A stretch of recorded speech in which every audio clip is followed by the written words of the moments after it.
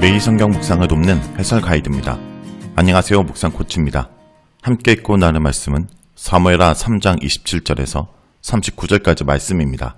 미갈을 다윗에게 돌려보냄으로써 다윗과 아브넬의 밀약은 성사되었고, 아브넬은 약속대로 사울의 집에 속했던 이스라엘 백성들과 베냐민 사람들을 설득하여 다윗을 왕으로 섬기기로 약속하게 됩니다. 모든 합의가 이루어지자 아브넬은 다윗과 최종 협상을 하기 위해 헤브론으로 왔고, 평화적으로 협상을 완결하고 돌아갑니다.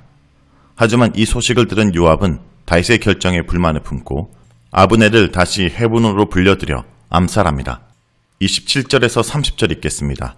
아브넬이 헤브론으로 돌아오매 요압이 더불어 조용히 말하는 듯이 그를 데리고 성문 안으로 들어가 거기서 배를 찔러 죽이니 이는 자기의 동생 아사엘의 피로 말미암음이더라. 그 후에 다윗이 듣고 이르되 넬의 아들 아브넬의 피에 대하여 나와 내 나라는 여호와 앞에 영원히 무죄하니 그 죄가 요압의 머리와 그의 아버지의 온 집으로 돌아갈지어다. 또 요압의 집에서 백탁병자나 나병한 자나 지팡이를 의지하는 자나 칼에 죽는 자나 양식이 떨어진 자가 끊어지지 아니할지로다 하니라. 요압과 그의 동생 아비새가 아브넬을 죽인 것은 그가 기브온 전쟁에서 자기 동생 아사엘을 죽인 까닭이었더라. 27절에서 30절은 요압이 아브넬을 죽인 내용입니다. 아브넬이 다윗을 만나서 언약을 맺은 후에 평안히 돌아갔다는 소식을 들은 요압은 사람을 보내어 아브넬을 다시 헤브론으로 돌아오게 합니다. 다윗이 할 말이 있으니 다시 보자 했다는 말로 속여서 데리고 왔을 것입니다. 아브넬이 갔던 시르는 헤브론에서 약 2에서 3km 떨어진 곳으로 매우 가까운 곳인데 다윗 모르게 사람을 보내 아브넬을 돌아오게 만든 것을 보면 헤브론에서 요압의 권력이 상당했던 것으로 보입니다. 아브넬을 만난 요압은 비밀스럽게 말하기 위해 아브넬을 데리고 성문 안 외진 곳으로 들어갑니다. 아브넬은 요압을 다윗의 신복으로 생각하였기에 다윗의 말을 전달하기 위해 조용하고 외진 곳으로 데리고 간다 생각하고 방심하고 있었습니다. 아브넬은 아사엘을 죽인 것이 전쟁 중에 일어난 것이기 때문에 요압이 자신에게 피해 복수를 할 것이라 생각하지 않았고, 무엇보다 요압이 자신의 왕인 다윗의 명령을 어길 것이라 상상하지 않았기 때문에 의심하지 않고 따라갔을 것입니다. 그만큼 요압의 행동은 왕의 충성스러운 신하로서는 상상할 수 없는 것입니다. 하지만 아브넬과 사람들의 상식과 달리 요압은 아브넬을 칼로 죽입니다. 본문은 아살에 대한 피해 복수 때문이라고 요압의 생각을 알려줍니다. 요압은 아브넬이 동생을 죽였기 때문에 복수를 해야 한다고 생각한 것입니다. 하지만 전쟁 중에 죽은 사람은 피해 복수의 대상이 아니기에 요압이 아브넬을 죽인 것은 매우 비열하고 불법적인 행동으로 오히려 요압이 피해 복수의 대상이 되는 살인자가 된 것입니다. 아브넬이 죽었다는 소식은 바로 다윗에게 알려집니다. 이 소식을 듣자마자 다윗이 가장 경계한 것은 자신이 아브넬을 죽였다는 혐의를 받는 것입니다.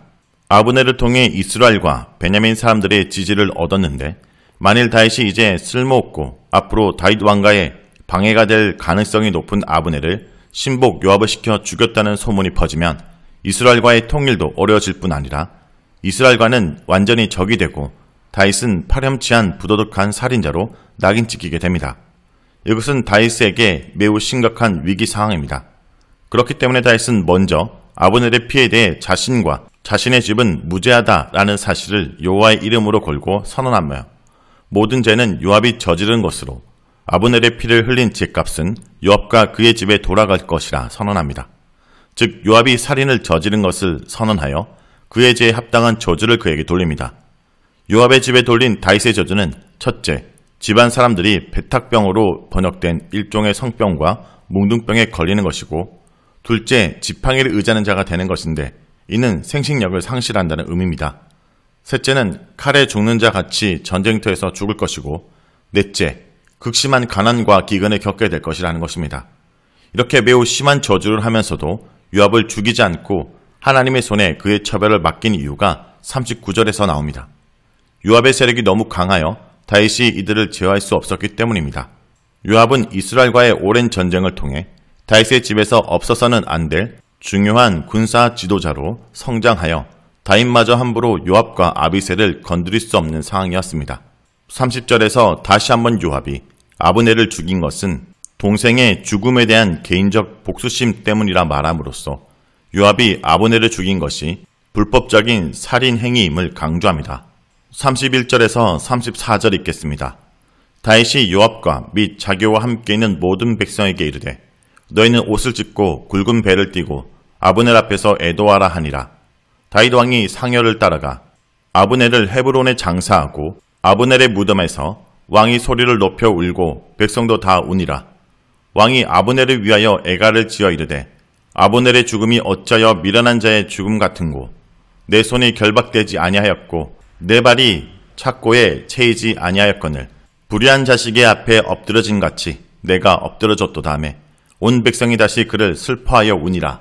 31절에서 34절은 다윗이 아브넬의 죽음을 애도하는 내용입니다. 다윗은 아브넬이 죽은 것에 대해 요압을 비롯한 모든 백성들에게 옷을 찢고 굵은 배를 띠고 아브넬을 애도하라고 명령합니다. 왕 다윗이 직접 아브넬의 상려를 따라갔는데 이것은 다윗이 직접 아브넬의 장례를 주도하고 참여했다는 것을 의미합니다. 다윗은 또다시 아브넬의 무덤 앞에서 큰 소리로 백성들과 함께 통곡하고 아브넬의 죽음에 대한 애가를 지어 불러줍니다. 아브넬에 대한 애가는 사울과 요나단을 위한 애가에 비해 짤막하며 애가의 특징인 어찌하여 라는 말과 고인의 업적에 대한 친송도 없습니다. 다만 다윗은 아브넬의 갑작스러운 죽음에 대한 애도를 하고 있습니다. 애가는 아브넬의 죽음에 대해 수삭적 의문문으로 시작합니다. 아브넬의 죽음을 미련한 자의 죽음과 같다고 말하는데 미련한 자에 해당하는 히브리어 나발은 율법과 간습과 현재 관계들을 무시하는 사람을 가리킵니다. 아비갈의 남편이 이에 해당하는 인물이었습니다. 그런데 용사이며 이스라엘의 중요한 인물인 그가 갑작스럽게 불의하고 어리석은 자들이 죽는 것처럼 죽었다는 의미입니다.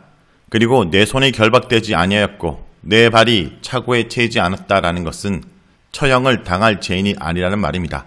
이렇게 죄인도 아닌 아브넬이 오히려 불의한 자에게 죽임을 당했다고 애도합니다. 여기서 다윗은 아브넬의 죽음이 아무 죄도 없이 죽은 억울한 죽음이고 아브넬을 죽인 자들은 불의한 자들이며 이들이 죄인이라고 말하는 것입니다. 이렇게 다윗은 아브넬을 위해 직접 장례를 치르고 애곡하고 애가를 부르며 자신이 할 수 있는 최선을 다해 아브넬의 죽음을 애도합니다. 다윗은 이렇게 아브넬의 죽음에 대한 자신의 결백을 증명하기 위해 최선을 다하였습니다. 35절에서 39절 읽겠습니다.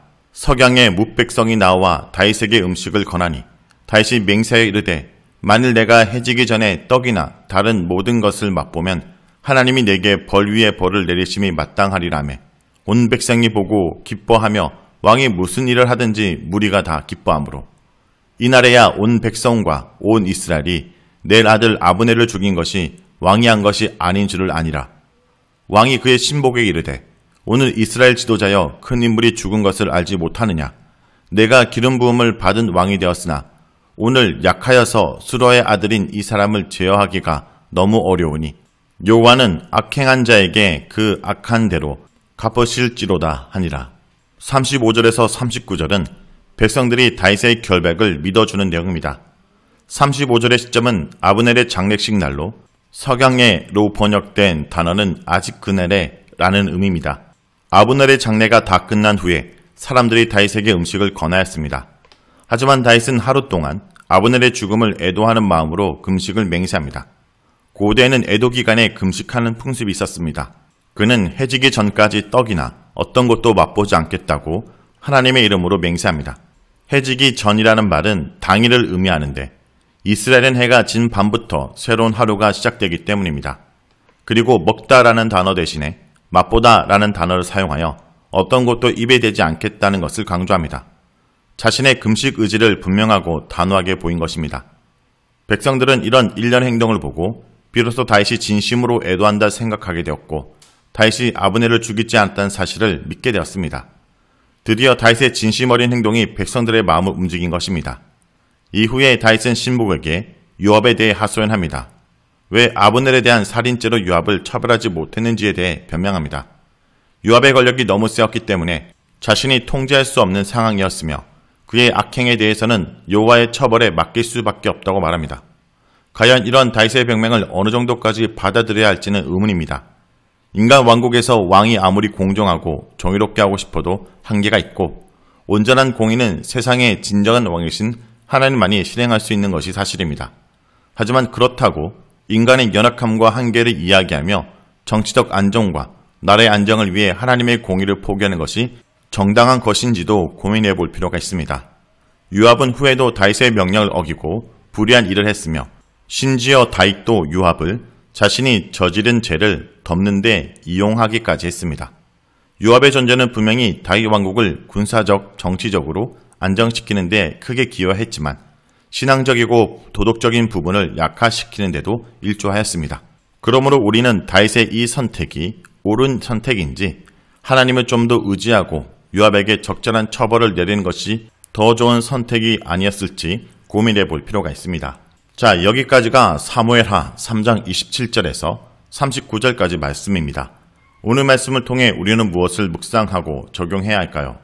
우리는 죄에 대해 분명한 태도를 보여야 합니다. 다윗은 아브넬의 죽음에 대하여 슬피 울며 애가를 지으며 금식했습니다. 그는 아브넬을 칭찬하고 요압을 정죄함으로 자신의 뜻을 분명히 했습니다. 성도 여러분, 나도 선과 악에 대해 분명한 자세를 보이고 있습니까? 그런데 한 가지 아쉬운 것은 다윗은 요압의 죄를 지적하고 저주를 했지만 요압에게 어떤 처벌도 주지 못했습니다. 요압의 세력을 결코 무시할 수 없는 상황이었기 때문입니다. 그러나 하나님 말씀은 피해 복수를 하는 자에 대한 처벌이 주어지도록 되어 있습니다. 오히려 이러한 다윗의 태도는 요압으로 인해 이후에 더 어려움을 겪게 되는 일로 이어집니다. 성도 여러분, 우리가 죄에 대해서 단호한 태도를 보일 것을 잊지 않길 기도드립니다.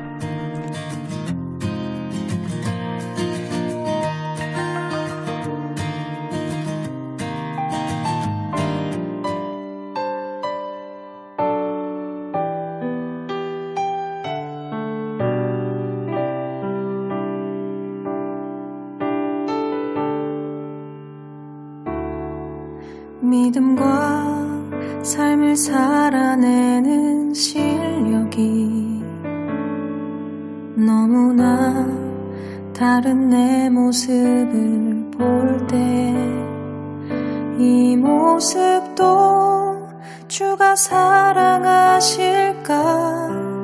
자신 없는 내 모습 그저 주님 앞에 있네. 나 같은 자도 사랑하여 주시고 한 번도 나를 떠나지 않으셨네. 아픔 속에 주를 찾게 여긴 날 꾸짖지 않으시고 내 손 잡아주시네. 오직 주님 안에 두려움 없네. 고난을 통해 날 만드심을 믿네. 주님만이 내 모든 것 대신에 주의 강한 손 날 붙드시네. 오직 주님 안에 소망 있네. 내 삶을 통해 영광 받으실 주님만이 내 모든 것 대신에 주의 선하심 나 노래하네.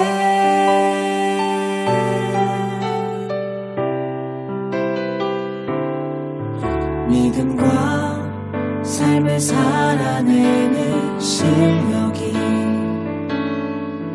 너무나 다른 내 모습을 볼 때에 이 모습도 주가 사랑하실까? 자신 없는 내 모습 그저 주님 앞에 있네. 나 같은 자도 사랑하여 주시고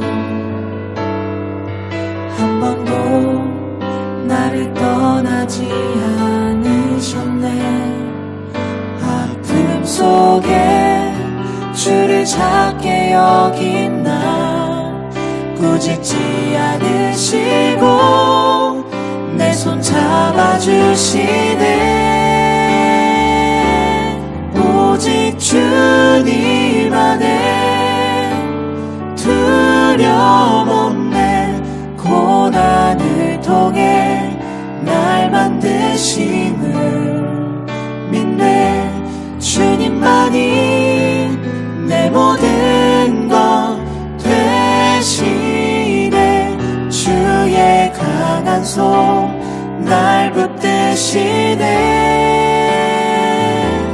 오직 주님 안에 소망인데 내 삶을 통해 영광 받으신 주님만이 내 모든 것 되시네.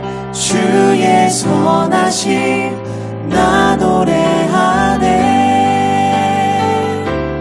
오직 주님 안에 두려움 없네.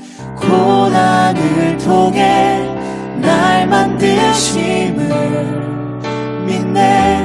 주님만이 내 모든 것 되시네. 주의 강한 손 날 붙드시네.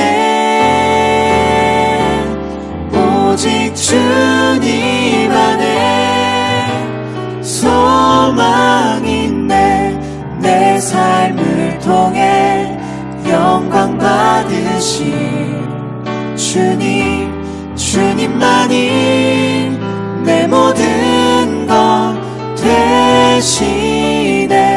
주의 선하심 나 노래하네. 주의 선하심 나